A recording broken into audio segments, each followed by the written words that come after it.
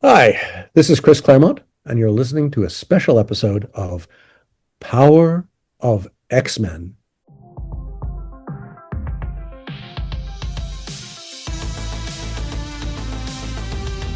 Flink, like I'm losing my mind. We have the greatest guest that an X-Men podcast, any comic book podcast could ever have. Who do we have? Well, I don't even know how I can downplay my excitement for this because today on the pod, we have Chris Claremont, the godfather of X-Men himself. Oh my God. Oh my God. I know. I listen, Flink. I'm just so flustered. It's such a good episode. We have a 2-hour episode with Chris Claremont. What the fuck? And this was, he loves to talk, and we had such a great time talking to him. I think we were supposed to go for maybe 45 minutes, and every time that we tried to like wrap it up, he was like, no, I've got more answers for you. Let's keep this going. So just the vibe is excellent. He still loves to talk about these characters in this world. It's a real treat. He clarified some things that have been out there. I don't want to spoil the episode, Familia. You got to go through all 2 hours, but he clarifies some information that's out there that doesn't seem real. He talks about a certain who died really in Inferno. The history of Rachel, the history of Dazzler. Listen, he within seconds of jumping on the Zoom, he clocked me for wearing a Dazzler shirt, and we basically jump into Dazzler right away. I can't imagine a Claremont interview going any better for me than this one. Can I tell you something? It's just so surreal. First of all, I would not have wanted to do this interview with anyone else in my life. I just think like these two college kids talking about Marvel Legends on Foosh like 20 years ago, and here we are today. I'm going to hop in my time machine and I'm going to travel back to a Subway in 2004 Subway, the sandwich shop, not the mode of transportation, where I will find you eating your $5 footlong and reading X-Treme X-Men. And I'm going to tell you, hey man, you just interviewed Chris Claremont. And I'll be like, "Who the fuck are you?" And you'll be like, "I'm Jean Grey with a goatee from the future. I'm Ultimate Phoenix. I'm Ultimate Phoenix." I'll be like, "What?" I I just have to tell you, it was one of those like surreal moments that when we were just talking with him, and I was just looking at you, and then I was looking at him, and I'm like, I just can't believe this is where our podcast journey has taken us. Listen, there's of course always going to be a long list of people we want on the podcast, but Chris, I mean, we're not going to get any better than the godfather of the X-Men. He gave us the X-Men we love today: Days of Future Past, Dark Phoenix, fucking X-Treme X-Men, which of course we're knee deep in the Morrison era. Yeah, we wouldn't be here without Chris Claremont. These characters would not have turned into, what they did. We wouldn't have characters like Rogue, Emma, Kitty, Gambit. The list just goes on and on of what he contributed to this world and these characters and comics in general. And I cannot imagine a world where you and I would be sitting here in 2026 talking about the X-Men if Chris Claremont never inherited the title. Like, period. Wouldn't have happened. And we talk about how he created these characters and why they mean so much to us. And he also goes into his philosophy in writing the books and what you're supposed to do as the writer of the X-Men and how he came into the editorial office, which I didn't know his full origin story. I didn't. No. We're not spoiling it. You got to listen, Familia. Did he kind of give us some tea on Doomsday? I think he did. The look on his face wasn't nearly terrified enough, so I don't know that he was in the crosshairs of the Disney snipers. But yeah, there may be some tea in here. Yeah, for Doomsday, I'm like, oh man, the Disney snipers are going to listen to this episode and be like, you got to take it down. Take it down. Take it down. And we will say no. Yeah, I guess just a very, I don't know if it's not a plot, but who we may see in Doomsday. A little spoiler warning there for the Familia tapping in. This is a great interview. I can't believe that we had this opportunity. I am grateful to you for inviting me along. I'm grateful to the Familia for joining us on this wacky, crazy ride that we've been on that has led us here. I mean, this is an interview from day one of talking about then Generations of X, now Power of X-Men. You know, who do we want to interview? And Chris Claremont was always at the top of that list. And check, we've done it, and it was just as amazing, or it is just as amazing as we knew it would be. And I hope you guys really enjoy it. And the other name on our list, of course, was Finola Hughes, our live action Emma Frost in Generation X. So that's who we're coming for next. I mean, we've aggressively pursued her, but you know, now it's time. We're going after the big ones, guys. Well, you know what February 2026 is? I do. It's a very. How is that possible when I'm only 29? I know. Well, you look 29. Like if Ultimate Phoenix came to me at that Subway sandwich shop, I'd be like, "You look exactly the same, bro." I mean, I'll take that shit. All right, Familia, enjoy the episode. And I'm going, wait, it's not a June release? Well, you know, it's like the things you learn the hard way. Wow, they're opening, you know, Avengers in December. Yeah. Wow. What a difference a costume makes. Yeah, what do you think of the Doomsday teaser with Cyclops? How to put this tactfully? Have you ever noticed that with almost all costumes that work in comic books, in real life, they don't register as brilliantly as they do in print? I mean, Jim's designs are gorgeous on the page, but on real people, they get to be... You sort of need a classic rock body to pull it off. For sure. And the thing I find most wonderful about it is they're bringing back James Marsden. What? James Marsden, bringing back James Marsden. The original James Marsden. Thank you. No, they're bringing back the original cast, including Famke. Oh wait, no, not Famke. No, it is. It's just she's not confirmed. Oh, sorry. That's why I suddenly went, it's not Famke. The joke of this being at the premiere of X-Men, the movie. So we're out on Governor's Island, and at the end of the movie, you know, aside from the moment where I went absolutely fan punk, was where you've got Wolverine and Wolverine and Rogue in a car, and they're driving along, and she's looking at him, and he's driving, and she looks at his hand, and she said, "Does it hurt?"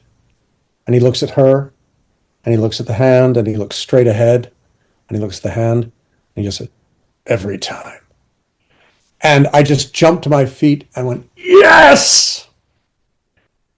And what a moment. Beth said, will you sit down and shut up? Because that was my moment, my line, my whatever you want to call it. And as we're leaving the theater, Famke comes up to me and says, "You're going to write one for me, right?" And I said, "Yeah, you betcha. Absolutely. Give me a pen. Give me a pencil." And of course, within a spitball of time, the whole relationship of Marvel to Marvel films went up in smoke in the best way possible, because Kevin became head of the film department. The rest, as they say, is history. And you know, everything else just went, because at that point, by the time the dust settled, the X-Men was part of the Fox reality. And Kevin was running Marvel Studios, which had everything else, where, well, okay, we'll try Iron Man starring that guy. And if you've seen online, they've been broadcasting Robert Downey Jr.'s audition.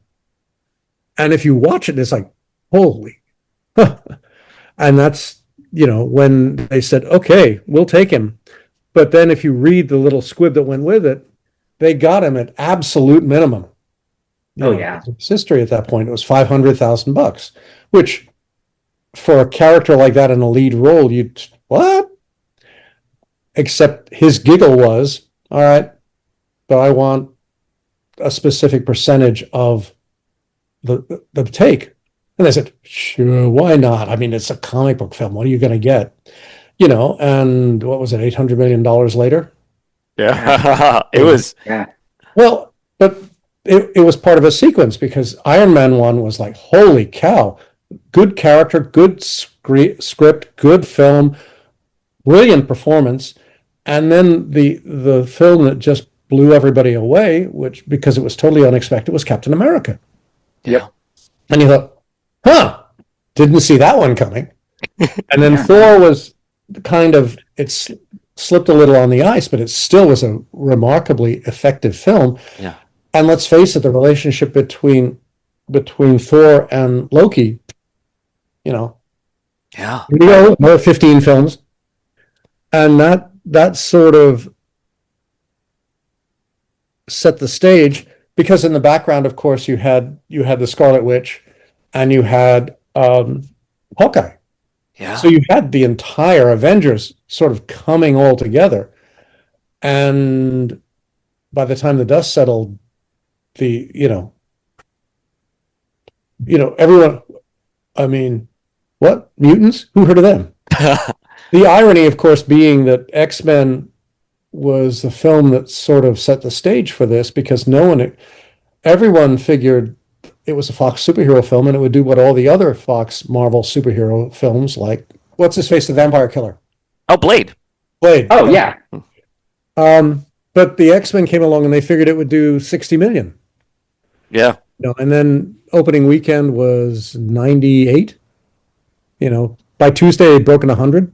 Yeah. And suddenly it was like, well, didn't see that one coming. Yeah, there's something to this. Well, no, and the problem was that Fox found superhero movies embarrassing. They were movie makers. Yeah. So the second film, X2, was like, okay, we're on a roll here. Yeah. And X3 So good. was like, yep, rolling right off the cliff, dude. Yeah. Yep. What was up with X3? That was just not. You had a cameo in that movie, right? Was it X2 or X3 that Chris was It was in? X3. It was X3. Yeah. We were Mowing the lawn. mowing our lawns. Yeah. All of this has extended, from what you and other creators have done in the comics. And I've even written Dazzler. Yeah. Oh wait, You have. no way! I premiered Dazzler. You definitely did. I mean, you didn't outright create her, but you definitely defined Alison Blair and the Dazzler and her role in the Marvel Universe. Okay, here's where I'll make your head explode. You know what she could have been? Yeah. Grace Tell me. Jones? Hmm? Wait, was it Grace Jones? Yeah, a person of color, and the idea was to make her Storm's total rival, a Chicago street, lady who sang and kicked ass up against. Hey, she's a goddess. Yeah. Whatever. I'm from Chicago. So I stole all the Chicago bits and gave them to Kitty. And Dazzler sadly paled away because they wanted to get what's her face, who at was jogging down the beach in oh, Oh, is it Bo Derek? oh, Oh, Derek, thank you. Derek. Thank you Yeah. very much. Your brains are so much better than mine. No, I had to dust the cobwebs for that. Although I love Bo Derek. Oh no, in her own way, she was an ideal choice, which is why Marvel went with her. And then Bo Derek decided she didn't want to do it, and we Right. were stuck with it. Yeah.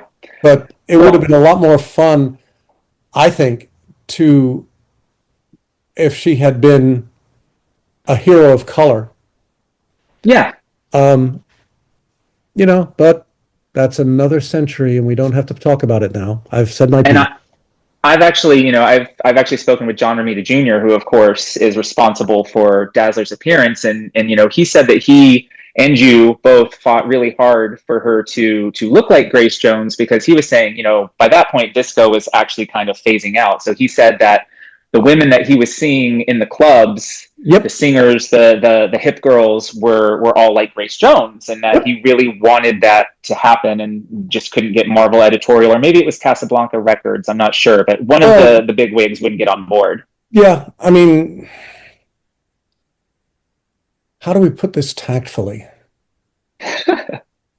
If you look over the last 50 years, you'll find a certain commonality of uh, creative writer appearance. We all seem to be a bunch of plump old white guys in many respects. And it kind of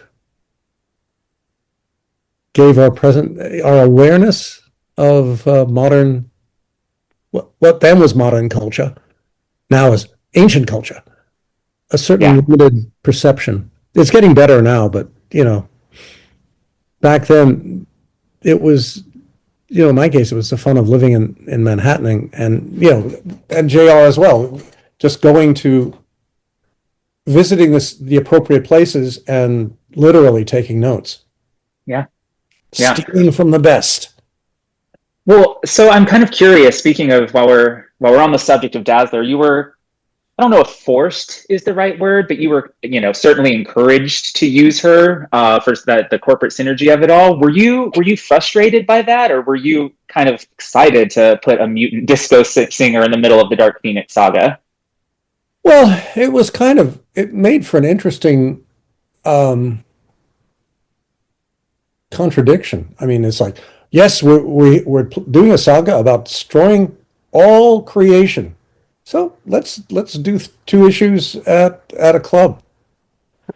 and throw our 13-year-old kid into the middle of it who walks through walls. I mean, it was fun because the sense of the X-Men then was we're doing all this cosmic stuff, and yet we're in Chicago. Yeah, they're driving a Rolls Royce. So much for that. And weird stuff's happening, which goes to show that even in the most cosmic of stories, we try to remain down to earth. I mean, the thing I always appreciated and aimed for, I mean, part of the thing that got me hooked when I started reading Stan and Jack was that the FF lived in the real world. It was, yeah, there was the Baxter building, but they Reed had to pay bills. Yeah. And Sue had to find ways to make the numbers work. Because Reed may be a brilliant scientist, but lousy mathematician. Right. Johnny, you had 2.5 issues of the Galactus story. And what happened in the last half of FF50? Johnny went to college. Didn't last long, but at least he went.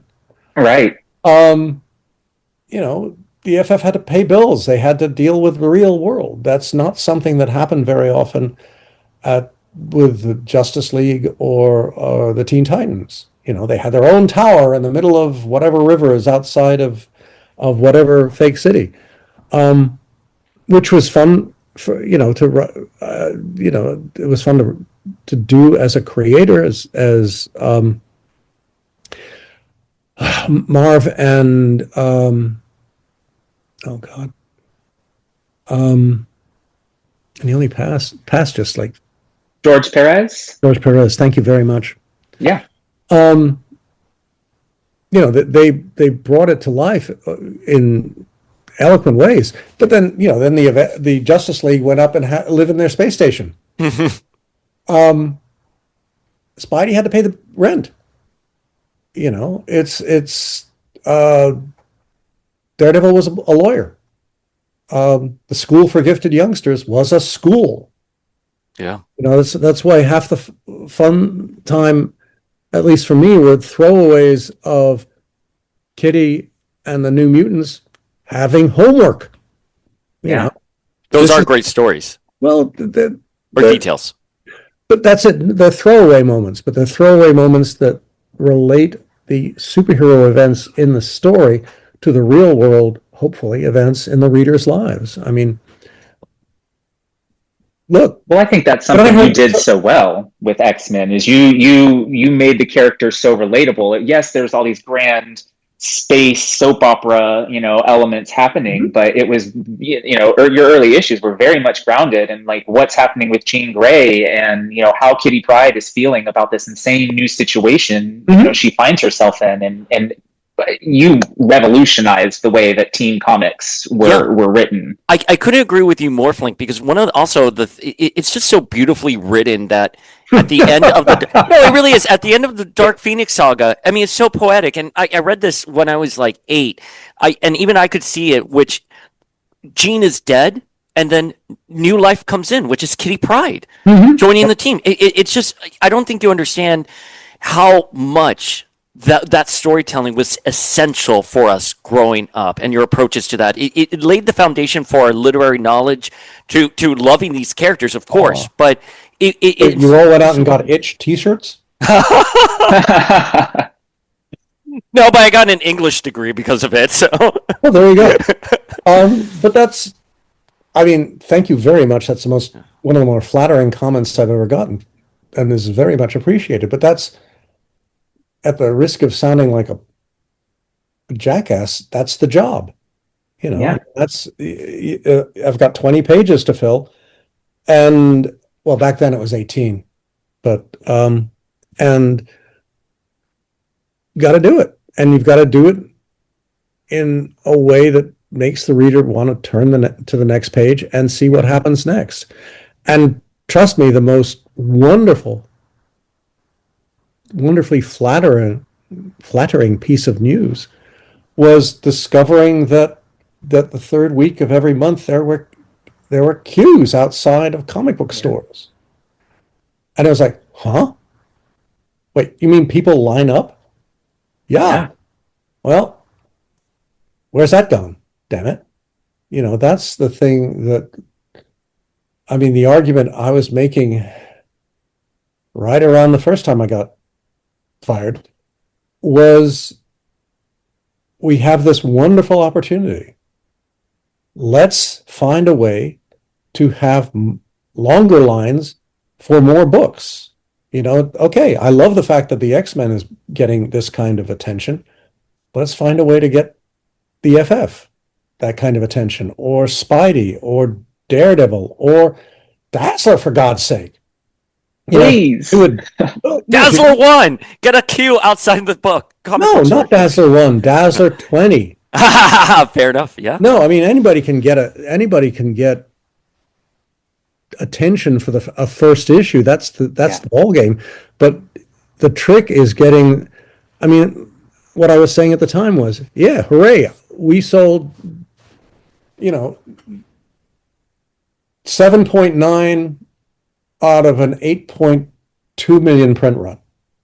That's insane. Yeah, but it's a first issue. Any, no, in quotes, idiot can do that.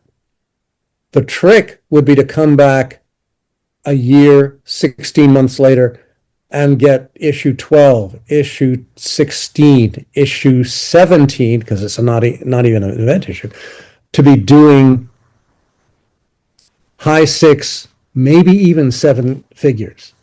If we can do that, if we can find a way to get a book that's a year in the pipeline to do that, that's the game changer. And win some, you lose some. Yeah. Well, you certainly won with X-Men, because it's what you just described is pretty much exactly what you did with the title. I mean, when you took it over, it was just coming off of Lin Wein doing giant size X-Men, but before that, it was dead. It was just reprints, and you came in and you took it from Well, because a nice concept to but a mega hit. except when I first, I mean, the creepy thing is that this is the X-Men and I have been circling around one another since the very beginning. I came to work for Marvel in '68, well, '69 technically, as a gopher.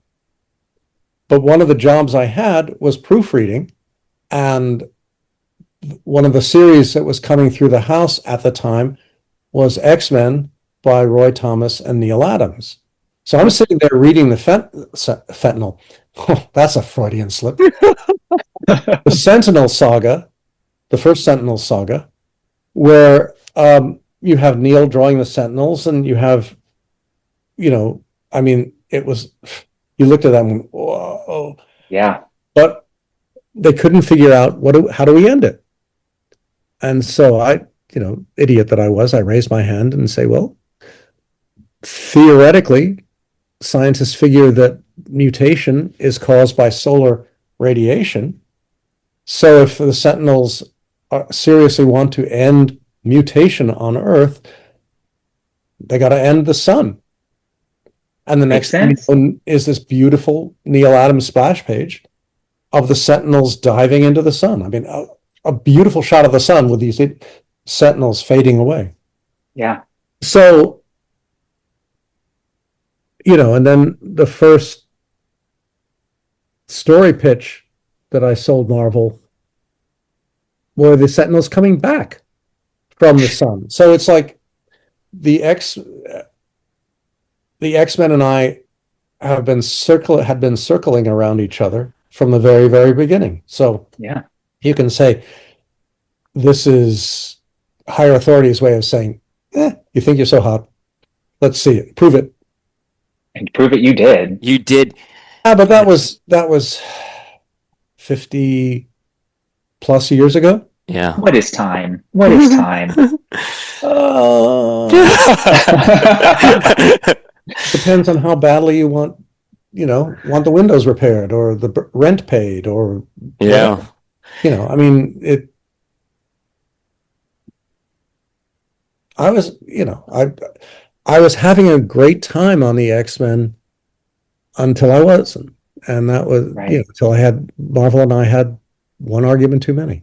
Yeah. That was that. But it would have been fun to stick around and see where I could go with it or leave on my own decision. But that's welcome to real life. Yeah, and man. It would have been, I mean, I say it's fun. I would have liked to have seen where I would have gone with it, what I had in store, what the evolution would have been. But when, I think the thing that was interesting and fun about Jean dying was I decided, and Jim agreed, was, okay, she's dead, for real. No more Jean. And let's see where we go from there. Well, that led me to bring in Rachel. We love Rachel, by the way. So please obsessed. Tell us everything about creating Rachel and everything. Well, she's. Imagine an omniverse, multiple universes scattered around the reality of creation. And there's this universe where Jean Grey dies. But there's this other universe where the Sentinels win. And mutants are dying off, are being executed.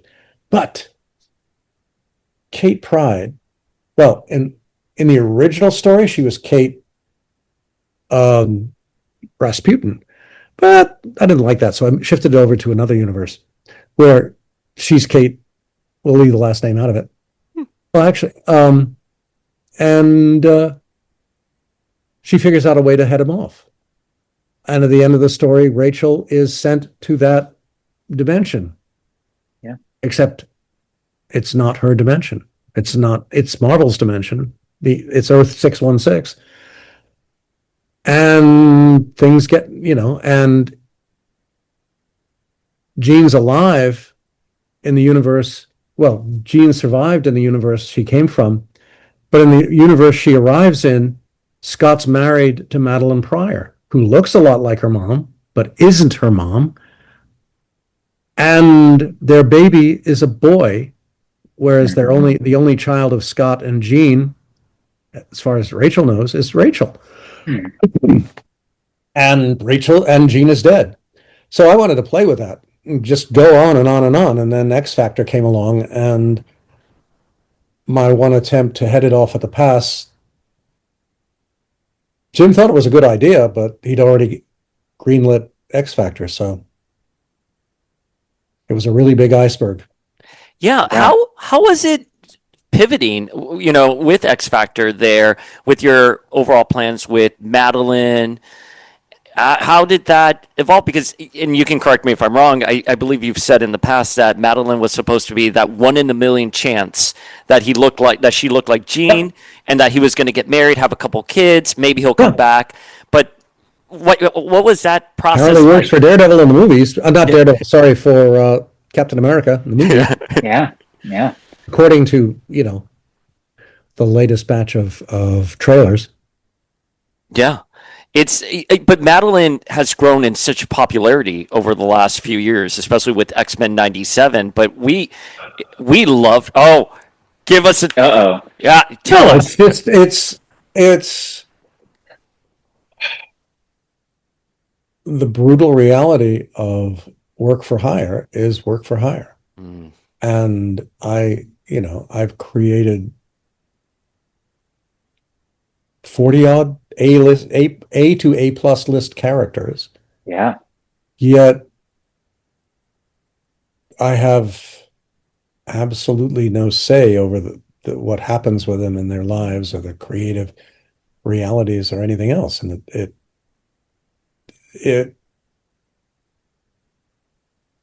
is a little frustrating. I can see that for sure. But that's the reality. That's nothing I can do about it. So you just swallow, smile politely and move on.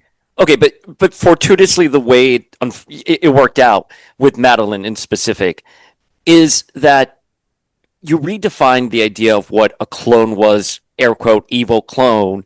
And Madeline, for those of us who were reading this, again, when we were just kids, we got to see her as not a clone of Jean, but like a fully evolved character. And that, again, it's a testament more to your writing and being able to roll with the punches.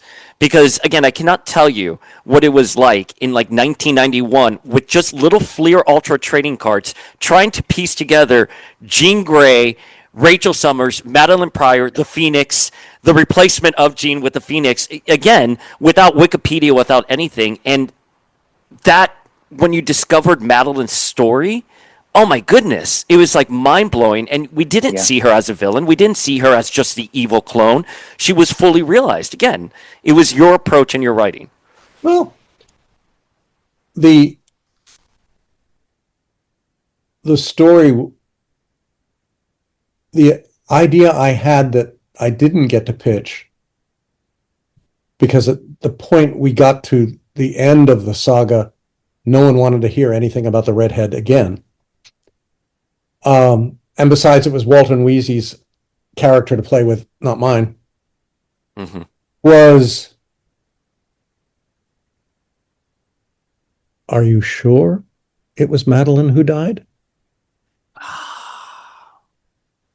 I like that. Oh, Has it been Madeline the whole time? Chris, No, you just broke the internet with that question, though, right now. no. I mean, you know, Jean died once. Maybe she's used to it. Maybe she prefers it. She's catching up Yeah. on her rest. Well, it's like, but then you have to step back and think. I mean, there was the story that Salva and I did that went into the mega book that Reed published, which is listed in the title as X-Men 114. I know what you're talking about. Yeah. No. I mean, it's like, you guys, we're paying attention, right? 114 is not that story. 141A, yes. But the premise was, okay, how did Rachel get to where she got? And we just did that whole thing. And at the end of the story, it's that when they discover Rachel to rescue her, you realize she's being protected. And who's she being protected by? Her mom. Wait, in the silver costume. Yeah. And it's like, well, if you're okay, if you're who you say you are, yes, why did you let all this happen? Why didn't you just go? Children, do you understand the concept of creation? Yes. Do you understand the concept of guardian of forever? Huh? Forever. It's a very big place. That moment in Avengers when Captain Marvel shows up and it's like, what took you so long? Excuse me? I was on the other side of the universe.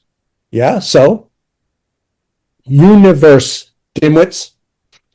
It's the same thing when as Jean was explained it in that point. I am a small part of me. I'm looking after my baby. Now that you guys have finally showed up to rescue my baby, I can get back to being what I'm here for, which is, and the way I'd always described it back then was you have highest authority, and then a teeny tiny step below it, you have Phoenix, who's responsible for creating the omniverse and putting it back to bed, and a tiny step below her and to the left, you have the midget. Logan, because it's a binary equation. You can't have A without B. Therefore, this is the love that lasts. And a tiny step below that and 2 steps over to the left is Pride, because one night when she was mopping up the bells of, the bells of hell, she said yes to an offer she maybe should have paid more attention to the fine print on. And so she's been the guardian of forever at this point for 5.5 cycles. Wow. Of creation. I'm sorry, I think big. No, we love that you think big like that. Can I ask you a question, though, about, because you were thinking big and you're so ahead of the curve with Nightcrawler. Well, with Nightcrawler, there's so much out there, especially now that they've confirmed Mystique and Destiny are Nightcrawler's parents. A lot of folks attribute that to the original idea you had, but there's also rumors out there that you wanted him related to Nightmare. Could you unpack? Nightmare? Nightmare. What? No. Yeah, perfect. Never entered into that never entered into the equation. No, he was.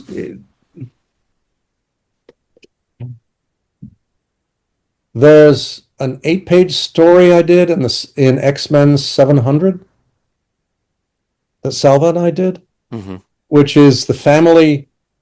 The family's out having a picnic. Yeah, and it's Mystique, Destiny, Kurt, and Rogue. Yeah. They're a family. They're biologically, Kurt takes after Mystique and Rogue takes after Destiny. I love that. But see, that's my vision. My vision is significantly, if not totally different from the way a number of these characters evolved. But that doesn't that's the nature of the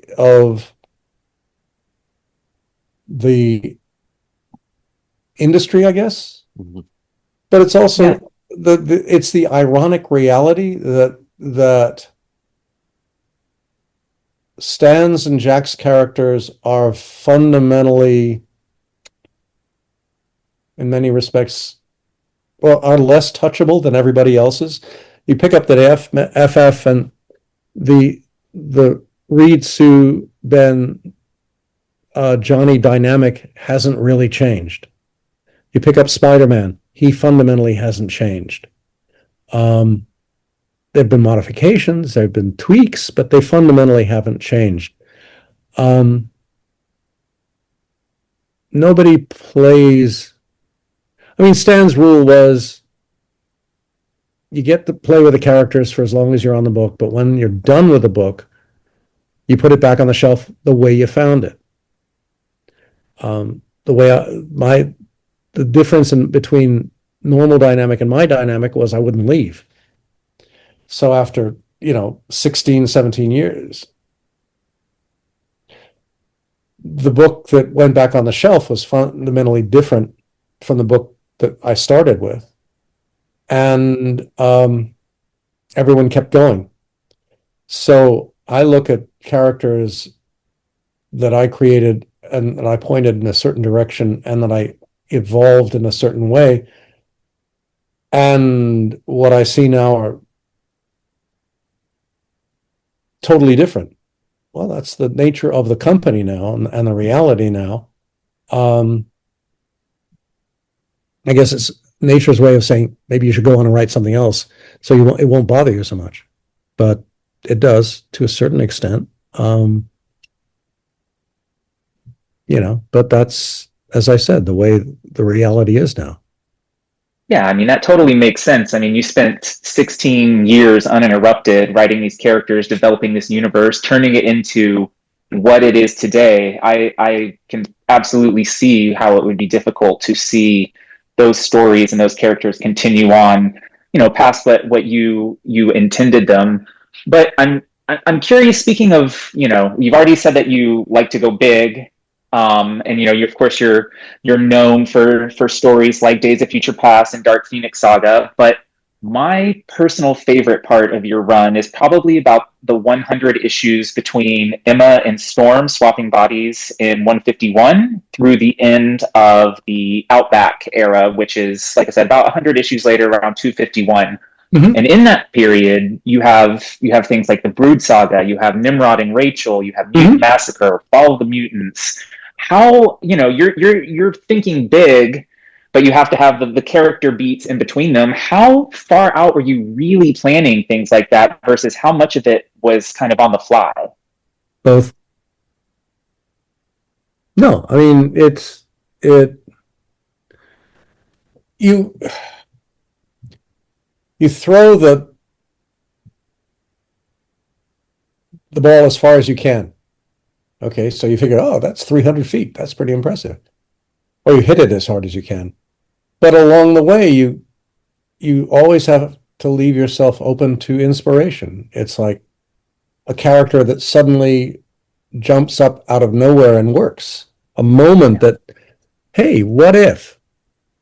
I mean, just the idea of, suppose you discovered that it was Madeline all the time who you thought, the Madeline who died at the end of the Phoenix Saga, the reboot Phoenix Saga, when the Earth was turned upside down and everything went crazy, and you knew it was fantasy because there were mailboxes. It didn't matter that they ate people. The fact that they existed was, wow. You didn't do email? No. Have you ever tried to put a stamp on an email? Ba-dum-bum. But it's playtime. You figure out but it would be cool if Madeline it wasn't Jean, it was Madeline. But then it, what would the relationship be? What would the evolution be? The exploration be? Was so much fun about X-Treme X-Men was I got to play with the idea of Rogue losing her powers and then getting to be a real person for the first time in her life, especially when the book started getting drawn by Igor, because Igor Corday would come up with visuals that were just like, holy cow, never saw that one coming. Just finding out what is Rogue doing for these days. She's working in a body shop. She fixes cars. Why she fix cars? She's from Mississippi, you moron. What do you think people do there? She's a middle-class, blue-collar, white chick from the back end of the east side of the Mississippi. And yeah, her parents are Mystique and Destiny. But so what? It's like, why? Maybe that's why she tries to keep a low profile, because,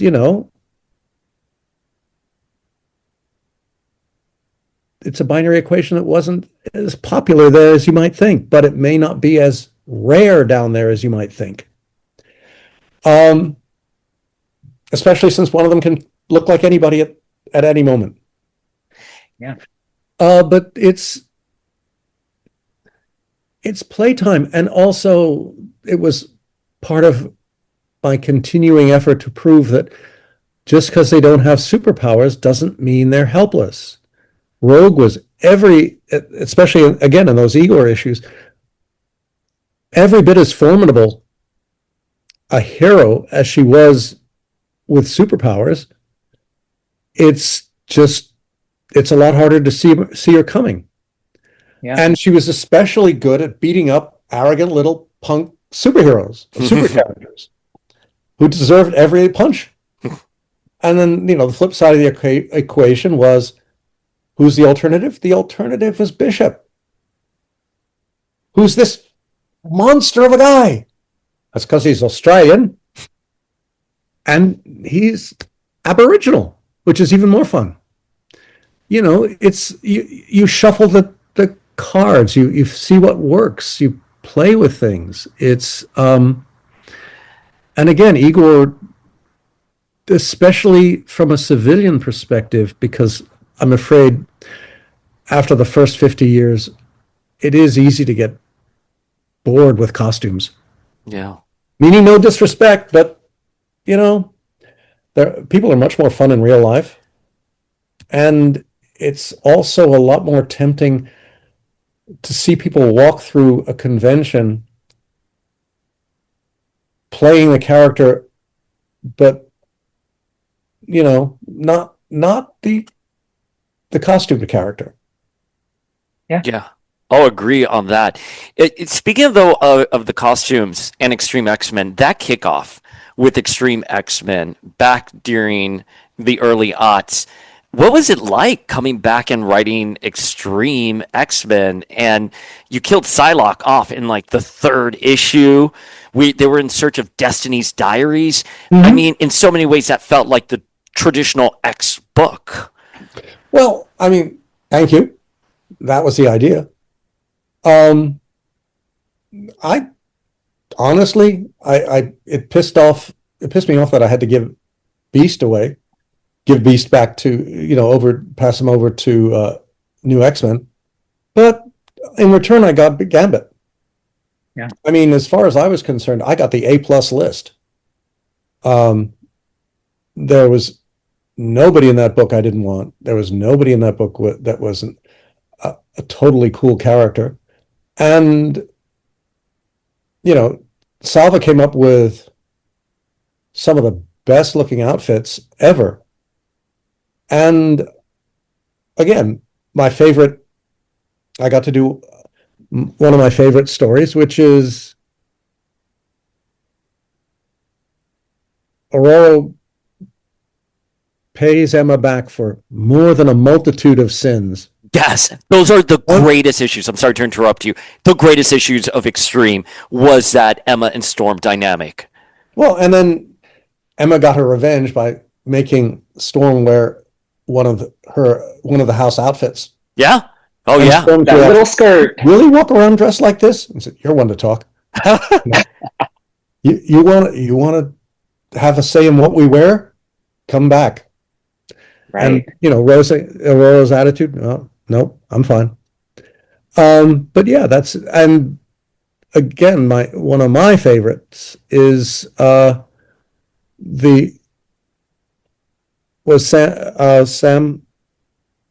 his solo story where he goes in with a rescue team to find to rescue kids buried in an avalanche in a train, and it had nothing to do with being a superhero. It had everything to do with being Sam Guthrie. Yeah. And again, my two favorite moments in it is where he's found out by the rescue team he's working with, the Royal Marine Rescue Team, and he's waiting to be yelled at and they all turn out to be fans because, dude, you look cool, and you do cool stuff. Yeah. And also we got to draw Sean Connery as the Sergeant Major, or pretending Sean Connery is the Sergeant Major. But then at the end it's Sam and for God's sakes, teleporting through galaxies. Lila Cheney. Lila Cheney. Yeah, Lila. It was Lila. Sorry, my brain is. No worries. It took me even a second there. I was took me trying a to remember second. the story as well. But this is meaning no disrespect. But this is what drives me crazy is I spend a whole bunch of years setting up this relationship, from and making, and he takes her home and introduces her to his mother, for crying out loud. He's from West Virginia. That's serious. You don't do stuff like that unless you're serious. And then the next thing I read is he's married to some mutant princess from the Shi'ar, and they have kids. And I'm going, huh? Yeah. No disrespect to the writer who wrote that story, but I'm not a fan of that development at all. And I don't know how you responsibly jettison a wife and kids unless it's Madeline Pryor and Nate. Well, no, but that's the thing, but that would be, but see, if it were Madeline instead of Jean would suddenly start relating to the team more like Sue. I have had one child. Maybe it's time for another. Yeah. The next generation. It's not that she's evil. It's like I'm here. Oh, by the way, Scott, if you do anything at all in the next arc, yes, kill Sinister. Oh, agreed. Sinister has effed that entire Summers family to the T. Wait, in X-Men The End, you confirmed that Gambit was a third Summers brother? No. God, there is no third Summers brothers. There's just two of them. Where would the third, no.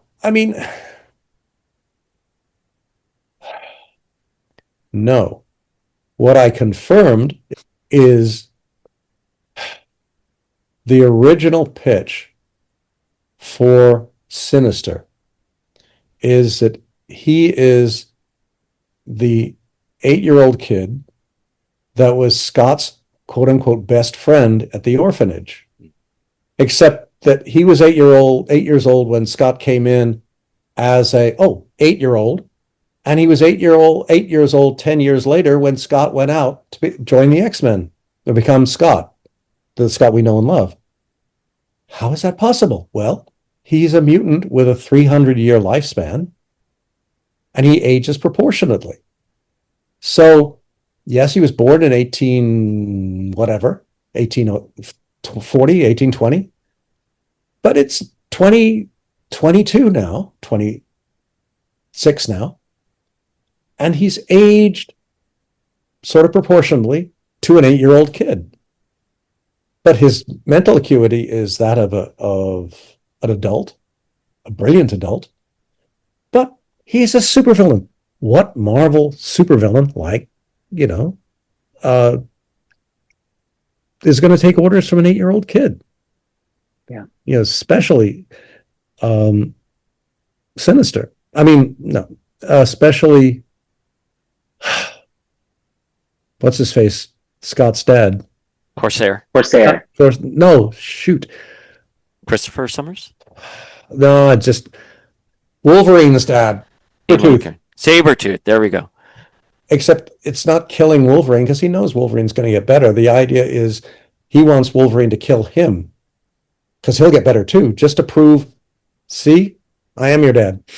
But Marvel wouldn't allow that either. But if I had a name like him, I would quit too. I would be upset too. Anyway, not Sinister, the other one. But the whole idea was Sinister per se is an AI. Why? Because so the grown-up supervillains will take orders. Not from the kid, but from the AI. Why does he look the way he looks? Because he's an AI designed by an 8-year-old kid. What do you want? He's not going to look perfect. He's going to look like an 8-year-old drawing a terrifying, supervillain. But having been beaten by the X-Men more times than he really wants to admit, he needs to find a different way. So he creates a clone. This is how he will look when he's 26. That clone is Remy. Remy and Sinister are one and the same. Wow. And the idea was Remy was supposed to infiltrate the X-Men and seduce and subvert and turn to evil, because she's still evolving, the leader of the next generation, which is Pride. There was no rogue relationship in there at all in the original concept. Because Rogue was too cool for that sort of foolishness. Until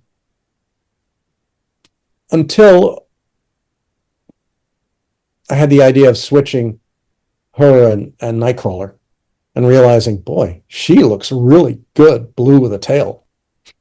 Yeah. But she's scared stiff. She's scared stiff because now she can be touched. Whereas Kurt, who's the most passionate kiddo on the block, can't be touched anymore. So it's going to drive them both crazy. Yeah. But anyway, the whole idea was that's why Sinister hates Remy.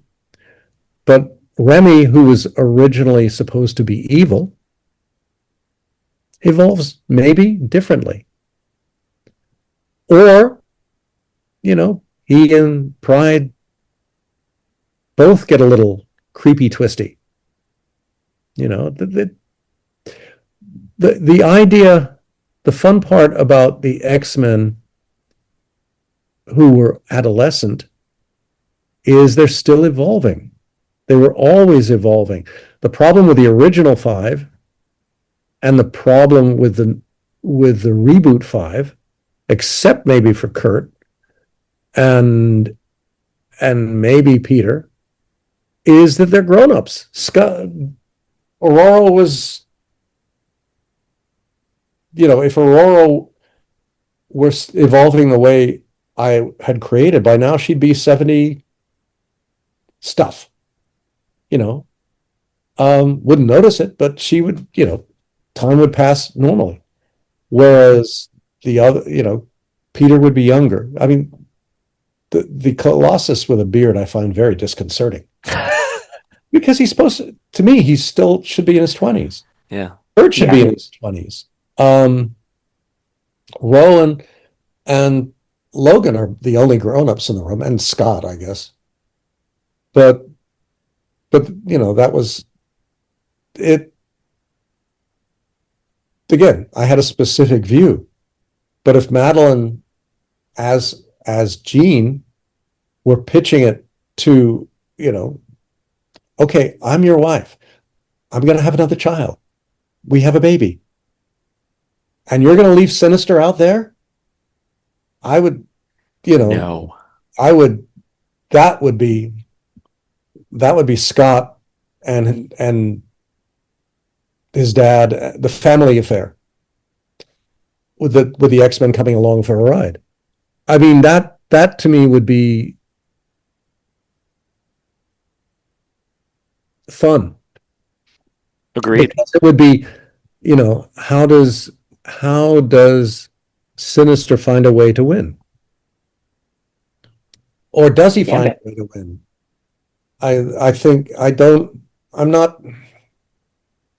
I've never been comfortable with Sinister as a joke. And that's, Sinister should be someone. Sinister was actually my thought to replace Magneto. Yeah. Because the way things were evolving, Charlie was going to retire and go off to the back end of space and time to live happily ever after with what's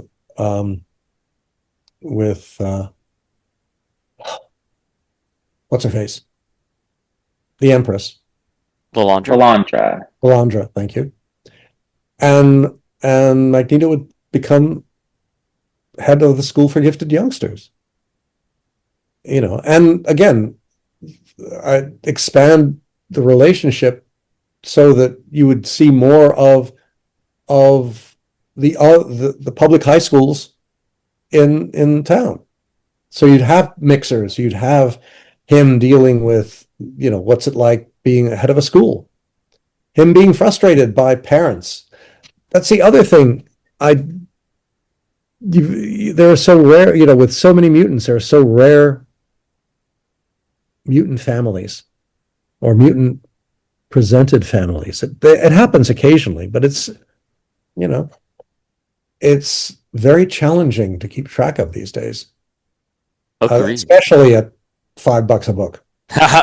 Listen, the price point is definitely something that we have talked about endlessly.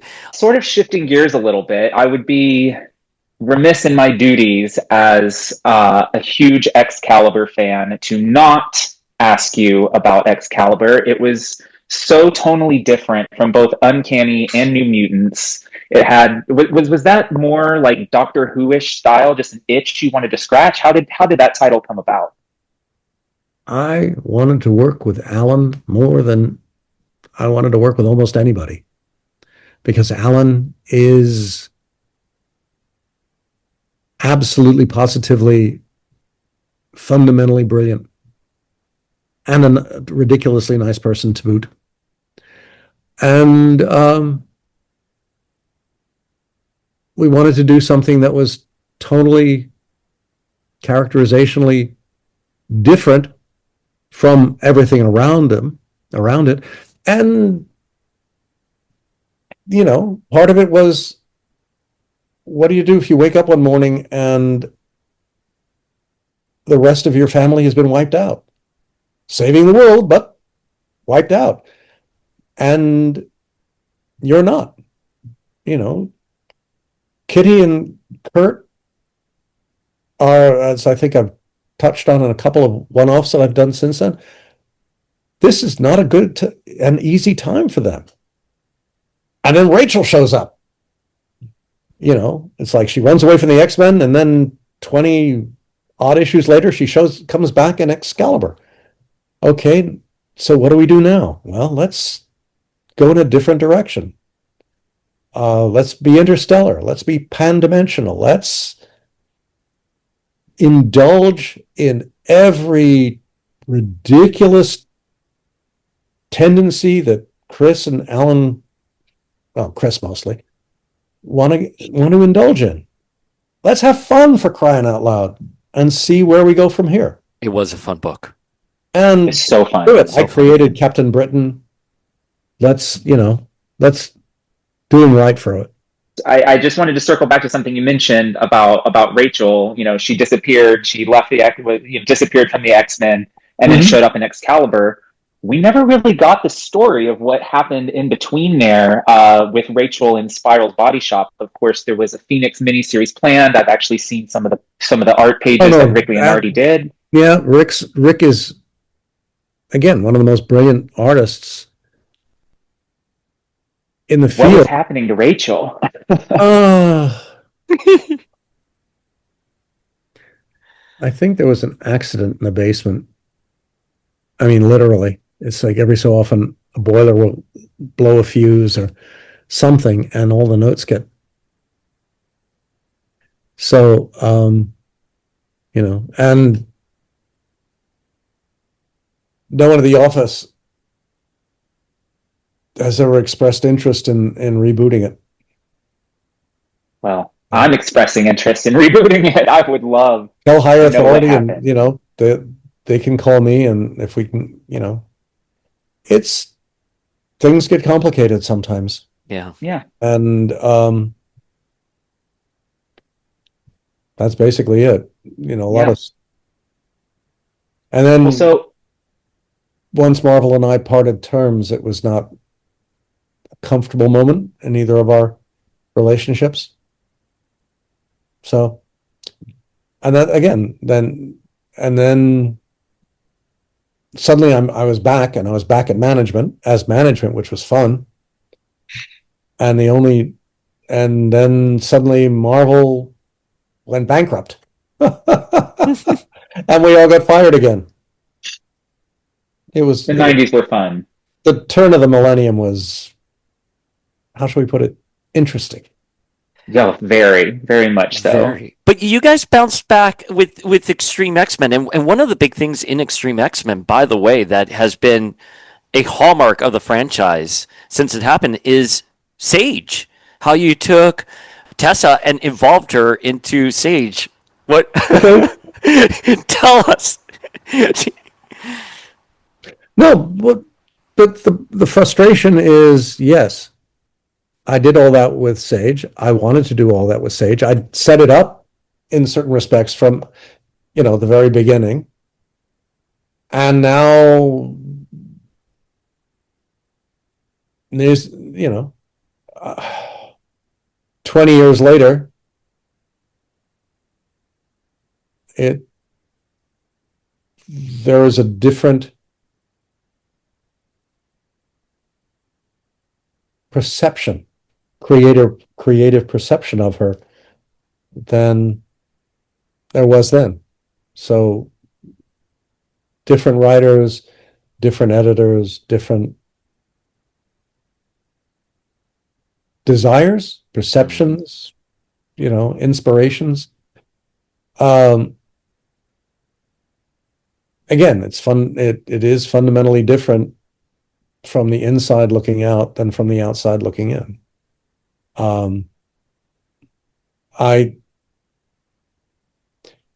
It is a very interesting and occasionally awkward feeling looking out from the box that I am in, which is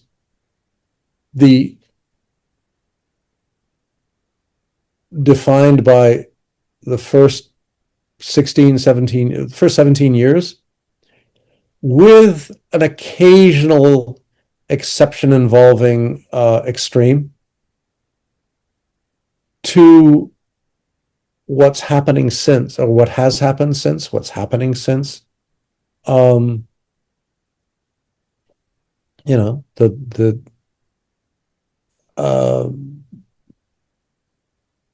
editor and I are having a great time. But you know, he is part of a management team, and so they have their rubric, their what they want to do, how they want to do it, what they need me to do, how they want it done. So there you go. It's a team structure, like it or not. But just to be clear, we're both very big fans of Sage in X-Treme X-Men. X-Treme X-Men. Nobody has written her like you, but I also loved how you wrote her in New Exiles. Does the book even exist as it did? I mean, there is a title, X-Treme X-Men, but I haven't looked at it. Oh yeah, they did like a volume 2 or something like that, right? But they did do a volume 2. The same characters? I think it was. Oh, it wasn't. Okay.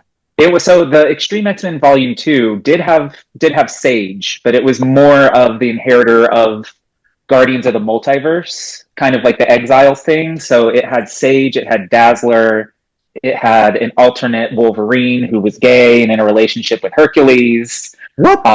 Yeah. Alternate Wolverine who's gay. Yeah.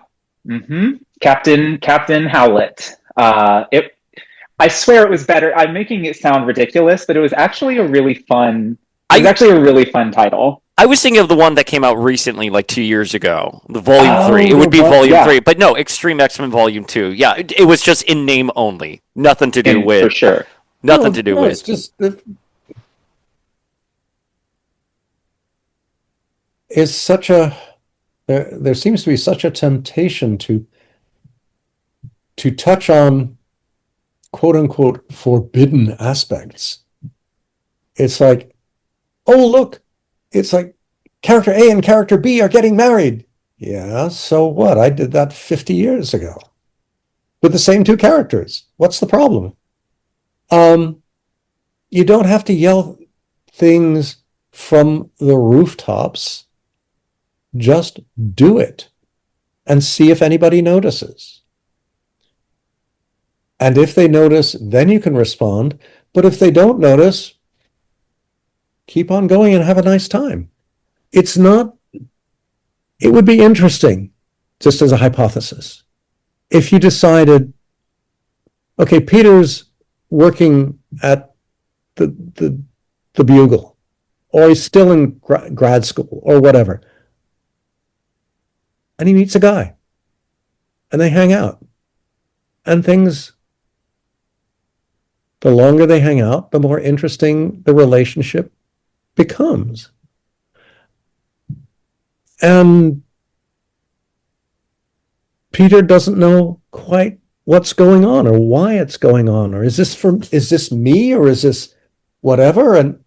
And who does he talk to about it? Well, maybe he talks to Stephen Strange, but what's Strange going to tell him? Because Strange crossed that Rubicon more times in more different directions than he cares to remember. But, have Peter ask the questions. And okay, then you hypothesize about the answers and see where that leads you. It's not a question about putting a big sign up saying, this issue reveals that so-and-so is gay. Well, who cares? It's like, just do it. Tell the story. See where the story leads. Maybe it has a happy ending, but is the happy ending the one you think of? Maybe they just end up being friends. But are they friends as in friends, or are they post-relationship friends? Or are they, if you want to get out of this, have the other half of the relationship meet someone they love better? And then, and it's not, you're dealing with people. people are complicated, especially adolescents or young 20s. But if you want to play with the rubric, play with the rubric. And, yes, you always leave yourself an out. You always leave yourself that space on the shelf where you put the characters that they go back the way that they should be. But that gives you a lot of room. Yeah. And I mean, yeah, my deep down inside reality is it's Kitty and Rachel. Yes, it's always been Kitty and Rachel. What's the problem? Well, it's not Kitty and Rachel, it's blah, blah, blah. And Rachel's now in love with so-and-so, with Captain. And it's like, really? Okay, didn't see that one coming for a reason. But, oh, right, that's right, she's Psylocke. Oh, no, it's not Psylocke. Psylocke's someone completely different. Yeah. Oh, really? You mean even though I had 3 panels leading up to it where Mojo is saying, we'll design this so she thinks she's someone else. It's like, I tell you it's fake. Anyway, I'm babbling. No, But the point is, I love it. you play with things.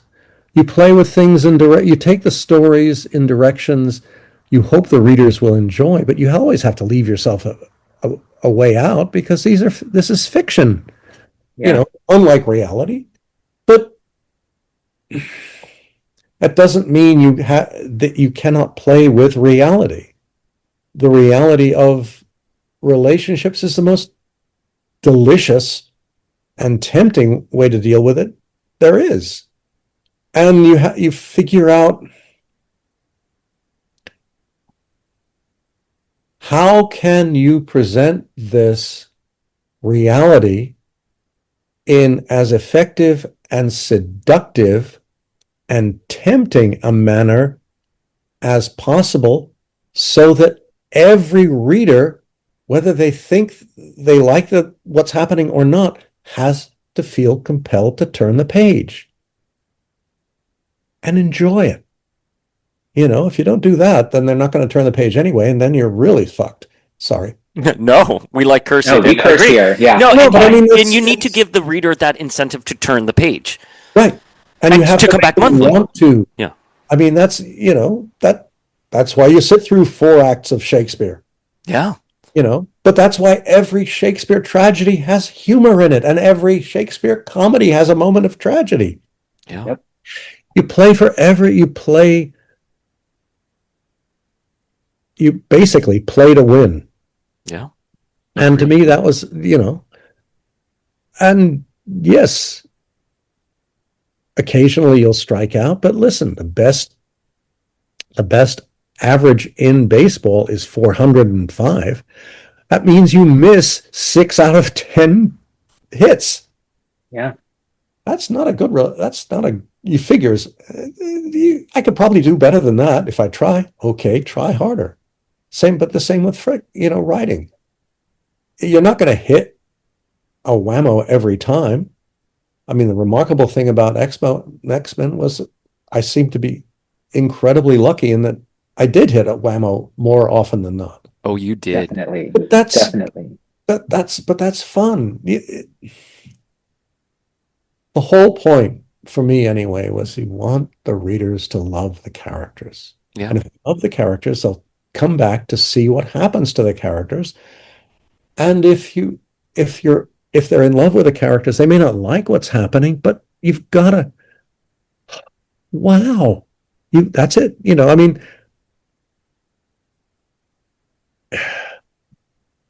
it's like Gambit. Sorry, Gambit's a really cool guy, but there's an edge. He's a thief. He steals things. He loves stealing things.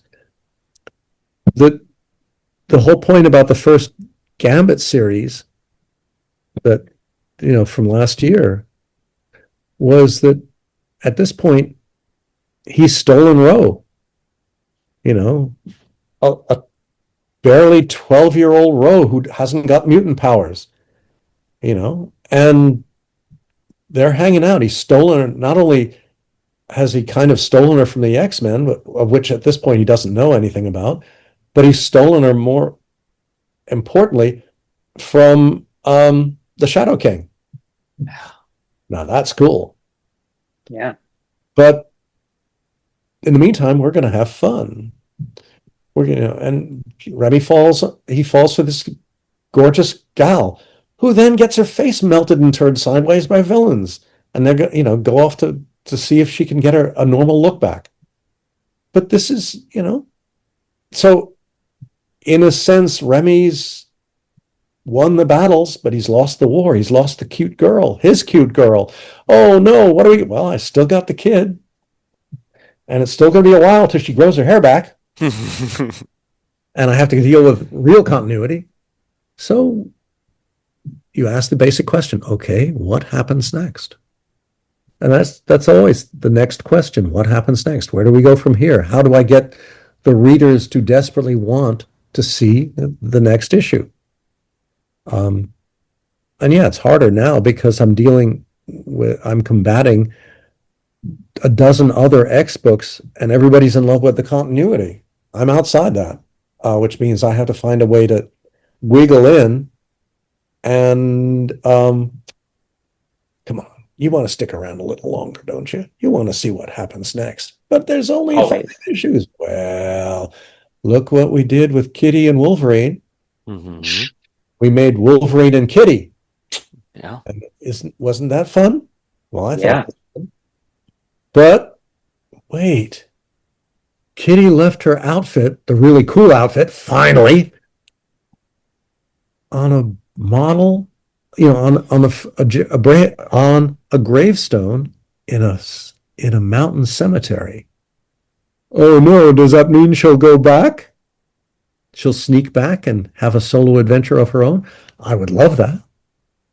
But that's, again, each story, each miniseries I write is a tease for something else. But that's because I'm sitting here on the sidelines saying, dudes, I got all this started, damn it. I wrote it longer than Stan did, damn it. Back. Come on back. I'm still here. I'm older than I'd ever thought I'd be in this industry, and I'm still here. Come on back. Let's have some fun. You have. And we're thrilled. You turn the page and demand there's a next issue. Yeah. So it'll either work or it won't, but let's have some fun in the meantime. And I think that's why your X-Men in particular went on for so long and is so beloved, is because the X-Men, they need that drama. They need the humor. They need to have someone take these big swings with them and make it fun so that people keep coming back. And your work, certainly across all of the various eras that you have come and gone from the X books, have been that. They have always been fun. They have always delivered excellent character moments, and and they're smart. They're smart stories. Chris, I'm sorry. I just want to underscore how smart all of your stories are, and the undertones with it. And again, why we love these characters is because it starts with the foundation, which is good writing.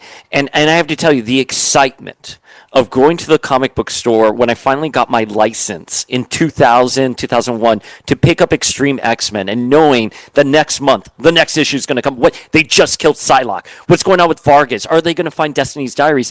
That's a passion that objectively, when we look at it in today's world, not throwing shade, but that is not present anymore. The industry has radically changed, and you don't get that story at the end of one issue where you want to come back the next month. And it's a testament to your talent. I'm sorry, it's just your talent, and you wrote up to your readers.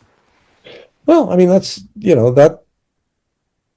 I think that's going to be the challenge of just changing focus. It's going to be the challenge of this year, because it's all very well to say we have 380 days to do a countdown, but that's a long, long time. And they're going to be, I mean, there are so many rumors and trailers and bits and pieces out on the net now. Mm-hmm. I mean, I guess the two questions I wonder are, please God, don't let the audience get bored waiting, and please God, make the end result worth it. I mean, that it's like, because I think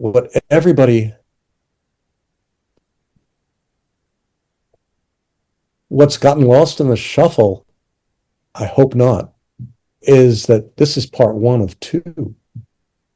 Remember? Mm-hmm. It's like, and also it's all very, are they going to be more eager to see the return of the X-Men or Robert Downey Jr.? Oh, the X-Men. X-Men. X-Men. The I'm X-Men. sorry. He looks pretty cool. He looks great. RDJ, we have no qualms with him. However, the buzz that we have seen is all X-Men. 100% But this is the old X-Men. Yeah. I mean, that's nice.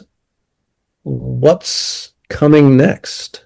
I mean, as was said in a certain movie to a certain actor, they got you for 90 years. You're going to be working for the rest of your life. Well, I can't imagine why Deadpool would say such a thing. Yeah. Other than the fact that he probably bought a ruling interest in Disney just before. It's no, I'm making a joke. Oh. Oh yeah. No, I wouldn't put it past what's his face? Ryan Reynolds. Ryan Reynolds to do it. He's been remarkably skilled in buying companies cheap and cashing in for like a megabuck. So that would be funny though if Robert Downey ended up, if Ryan Reynolds ended up owning Disney. I'm sure he would love that. His wife would love that. Well, I don't know. Then he'd have to deal with Marvel. Mm. No, you know better than anyone how much fun that can be. I'm not see, if it would be a lot more sensible if I were my wife, because she can actually count. We love All that. I do is, sit in front of a computer and go, oh.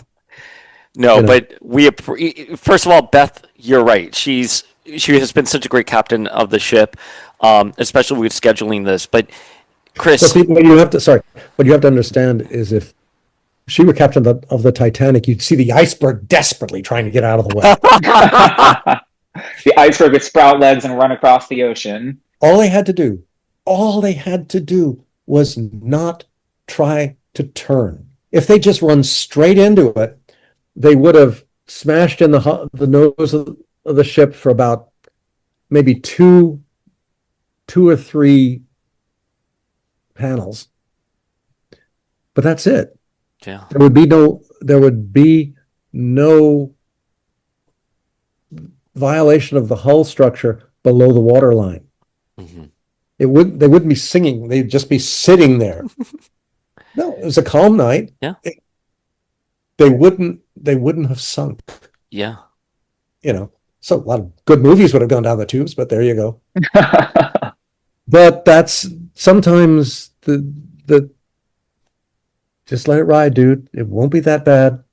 It'll be a mess, but it's a trying to evade the disaster that can make for a bigger disaster.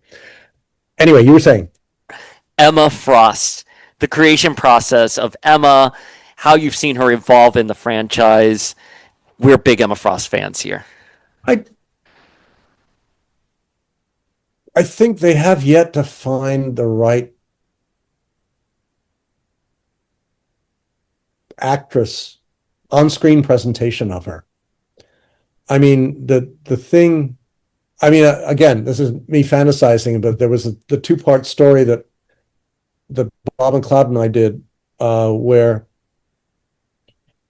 Emma grabs Ro and they switch bodies. Love it. And that's how the Hellfire Club grabs the X-Men. And I remember thinking, what if they can't switch back? It's like, here's Emma stuck in Aurora's body because, at the time I hadn't really gotten around to establishing whether or not she was racist or not. But she's always been running around inside other people's heads. Now she's running around in the atmosphere, and she's got to learn it all from square one, and it's hard. So whether, Sebastian's got to figure out a way to control her, which controlling weather can be a real challenge. Meanwhile, Rogue is now a telepath. You thought the weather was a challenge. And so I thought, here are she and Kitty running for their lives with the Hellfire Club on their tail. What do? Well, maybe go out west, head for Africa, do whatever. And I thought, here's Emma suddenly evolving into a Caucasian who is really African at heart, and Kitty's echoing her along the way. So basically you've got two expats in Africa, looking more and more African as they get older, not physically, but just culturally. And where'll that take us? What does that do? How do they, find a way to reestablish themselves and become the Hellfire Club's adversaries? Would it be an interesting miniseries? Would it last? Where would you go with it? What happens when you try to put everything back in its proper box? But that's what that's where the fun of it is. That's, again, the fun. Even though I didn't create him, playing with Bishop, it's basically, I'm a cop. What do? I'm a cop. How do you do it? I'm a cop. And that's all he is, and that's,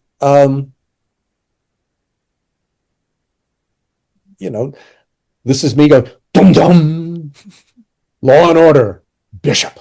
Oh, boy, that's a great pitch, though. I mean, truly. Well, elevator pitch.